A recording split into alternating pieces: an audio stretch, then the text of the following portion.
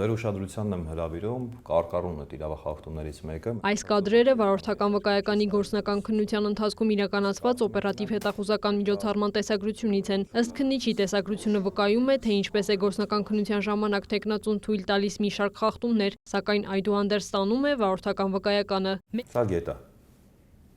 Ավտոմեքենաները ստիպված դուրս են գալի այլ երթևեկելի գոտի։ Խնդրեմ, այս բանը ուշադրություն դարձեք, mən մի հատ եւս ավտոմեքենա կմոտենա։ Խնդրեմ։ Այսինքն առանց զիջելու, առանց համապատասխան կանոնների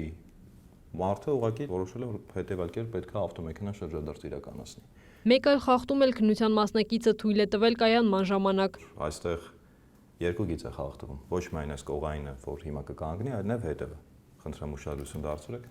Քննիչի պնդմամբ սրանք միակ իրավախախտումները չեն։ Դրոնով իրականացված տեսագրություններում, ինչպես նաև գործնական քննության պաշտոնական տեսանյութում արձանագրվել են տեխնացուի թույլ տված բոլոր խախտումները, որոնք պետք է հիմք դառնային քննությունը չհաղթահարելու համար։ Ըստ նախաքննության նույն անձը նմանատիպ խախտումների պատճառով նախկինում 5 անգամ չէր հաղթահարել գործնական քննությունը, սակայն այս անգամ ստացել է վարորդական վկայական։ Այդ հանգամանքն էլ ըստ քննության հիմք է դարձել կոռուպցիոն սխեման բացահայտելու համար։ 2025 թվականին ամուսինները Մասիսի բնակիչներ որոշում են, որ կնոջ համար պետք է ձեռք բերեն վարորդական վկայական։ Այսպես դիմում են ներքին գործերի նախարարության համապատասխան վարչություն եւ տալիս տեսական քննությունը։ Տեսական քննությունը կինը ստանում է դրական 20/20, այսինքն բացարձակապես գերազանց։ Դրանից հետո արդեն գալիս է գործնական քննություն անցնելու ժամանակահատվածը։ Մինչև 2026 թվականի մայիս ամիսը 5 անգամ նշված անձը, այսինքն կինը,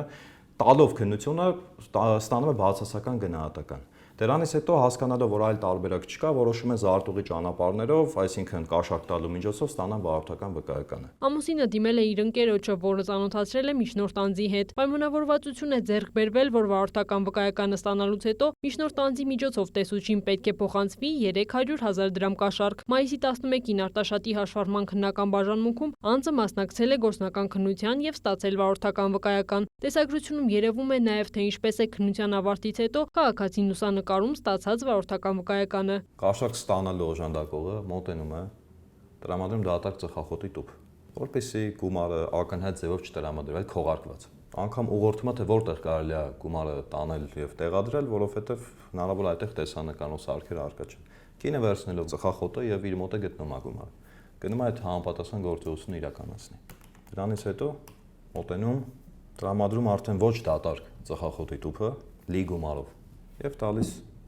կաշառք ստանալու օժանդակողին։ Քրեական վարույթով մեղադրյալները 5-ն են, նրանցից 2-ը կալանավորված են, 3-ի նկատմամբ ընտրվել է բացակայելու արգելքը։ Կալանքի տակ է Արտաշատի հաշվառման քննական բաժնի տեսուչը, որը ըստ վարույթն իրականացնող մարմնի վերջնականապես ստացել է կաշառքի գումարը։ Ամուսինները մեղադրվում են խմբի կազմում ապօրինի գործողություն կատարելու համար կաշառք տալու համար։ Ամուսին ընկերը, ով որ խորհուրդ է տվել նշված անձին մոտենալ, ծանոթացրել եւ այդ ծանոթացման գործընթացը կազմակերպել է, մեղադրվում է կաշառք տալու օժանդակության դեպքով։ Այն անձը, ով միջնորդն է հանդիսացել պաշտոնատար անձի եւ նշված անձին առաջադրվել է մեղադրանք կաշառք ստանալու օժանդակության համար։ Իսկ պաշտոնատար անձը հաշվառման քննական բաժնի գլխավոր մասնագետը մեղադրվում է 435-րդ հոդվածի 2-րդ մասի 3-րդ կետով, այսինքն ապօրինի գործողության կամ հանգործության համար կաշառք ստանալու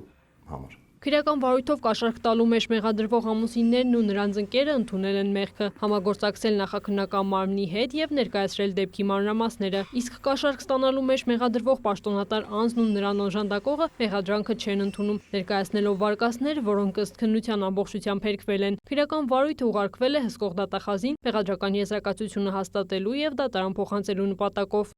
Քրիստինե Թորոսյան, Արման Թովմասյան, Լուրեր։